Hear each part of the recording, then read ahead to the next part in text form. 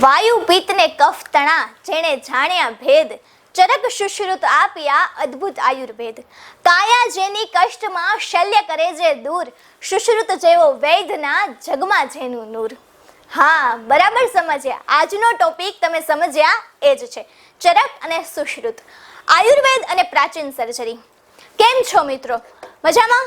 નમસ્કાર, હું અપેક્ષા બાઝાલા રામાણી ઇન્સ્ટિટ્યૂટ વતી આપનું હાર્દિક સ્વાગત કરું છું માહિતીની માયાજાળમાં. ચરક અને સુશ્રુત એ માત્ર નામ નથી પણ આયુર્વેદની ધરોહર છે. ચરક અને સુશ્રુત એ ભારતની ચિકિત્સા પદ્ધતિ આયુર્વેદના બે સૌથી મજબૂત સ્તંભો છે.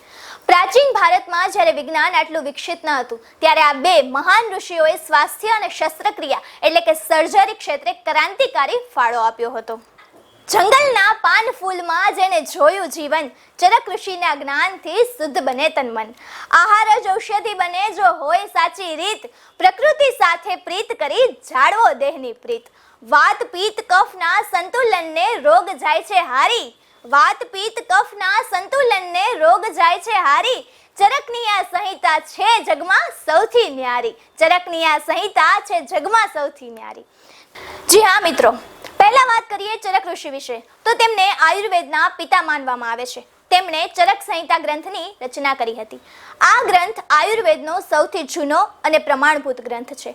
તેમાં રોગોના લક્ષણો, કારણો અને તેની સારવારનું ઊંડું વર્ણન છે. તેમણે જણાવ્યું હતું કે શરીરના 3 દોષ વાત, પિત્ત અને કફ વચ્ચેનું સંતુલન જ રોગનું મૂળ કારણ છે. તેમણે પાચન શક્તિ એટલે કે મેટાબોલિઝમ અને રોગ પ્રતિકારક શક્તિ એટલે કે ઇમ્યુનિટી પર વધુ ભાર મૂક્યો હતો. તેમણે હજારો વનસ્પતિઓ અને જડીબુટ્ટીઓના ગુણો વિશે જણાવ્યું હતું. મિત્રો, આજે જ્યારે જલ્દીના ચક્કરમાં કેમિકલ્સથી ભરપૂર દવાઓ એટલે કે એલોપેથીના ચક્કરમાં પડ્યા છીએ, જે કંઈક ને કંઈક શરીરને ઠીક કરવાની આડમાં નુકસાન પહોંચાડે છે અને ખબર હોવા છતાં આપણા આયુર્વેદને ભૂલી રહ્યા છીએ, તો ખોટું ના લગાડશો. મૂર્ખ આપણે જ છીએ કે જાતે કરીને આપણે જ માંદગીના ખાણમાં પડીએ છીએ. તે જ રીતે વાત આવે મહર્ષિ સુશ્રુતની તો તેમના માટે પણ એક કવિતા યાદ આવે છે. હાથમાં લેતા શસ્ત્રો જે મટાડે તનનો વ્યાધિ, જગતને જેણે આપી વાઢ કાપની ઉપાધિ. નાક કાનની સર્જરી વર્ષો પૂર્વે કીધી, વિજ્ઞાનની એ જ્યોતને વિશ્વએ માથે લીધી. સુશ્રુત સંહિતા મહી જ્ઞાન ભર્યું અપાર, શલ્યતંત્રના પિતાનો માને જગ ઉપકાર, માને જગ ઉપકાર. જી હા મિત્રો, પ્લાસ્ટિક સર્જરીના પિતા તરીકે ઓળખાતા મહર્ષિ સુશ્રુત એ સુશ્રુત સંહિતાની રચના કરી હતી.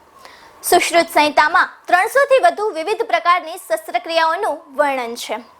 મિત્રો, પ્રાચીન સમયમાં નાક કપાઈ જવું એ સજાનો ભાગ હતો. મહર્ષિ સુશ્રુતે રાઇનોપ્લાસ્ટિક નામની સર્જરી દ્વારા તેને ફરીથી જોડવાની પદ્ધતિ વિકસાવી હતી. તેમણે 121 થી વધુ સર્જિકલ સાધનો વિશે જણાવ્યું હતું, જેમાંથી ઘણા આજના આધુનિક સાધનો જેવા જ છે. મિત્રો, એ સમયે મૃતદેહોનું વિચ્છેદન કરીને શરીરના આંતરિક અંગોનો અભ્યાસ કરનાર તેઓ પ્રથમ વૈજ્ઞાનિક હતા. તો આ પરથી ખબર પડે મિત્રો કે આયુર્વેદ માત્ર રોગને મટાડતું જ નથી પણ જીવનશૈલી સુધારવા પર ભાર મૂકે છે. મહર્ષિ સુશ્રુતની પદ્ધતિઓ આજે પણ આધુનિક સર્જરીના પાયામાં જોવા મળે છે. હળદર, તુલસી અને અશ્વગંધા જેવા અનેક દ્રવ્યોના ગુણધર્મો મહર્ષિ ચરક અને મહર્ષિ સુશ્રુત વર્ષો પહેલા સાબિત કર્યા હતા. મિત્રો, આજે આધુનિક યુગમાં પણ આયુર્વેદની સર્વોપરિતા સ્વીકારવામાં આવે છે, કારણ કે તે રોગના મૂળ સુધી પહોંચીને કાયમી ઉપચાર આપે છે. કહેવાય છે ને કે જ્યાં વિજ્ઞાન અટકે છે ત્યાં આયુર્વેદ રસ્તો બતાવે છે. આજ વિશ્વના ખૂણે ખૂણે આયુર્વેદને માનવામાં આવે છે, ત્યારે આપણે આપણા જ આયુર્વેદને ભૂલીને એલોપેથી તરફ વધુ વળેલા છીએ, જે એક રોગ મટાડવાના ચક્કરમાં બીજા 4 રોગ આપીને જાય છે. તો મિત્રો, આ બાબતે જરા વિચાર કરજો અને બને તેટલું આયુર્વેદને વધારે અપનાવજો. તો ચાલો ફરી મળીશું કંઈક નવા અને અલગ જ ટોપિક સાથે માહિતીની માયાજાળમાં. જય હિન્દ, જય ભારત.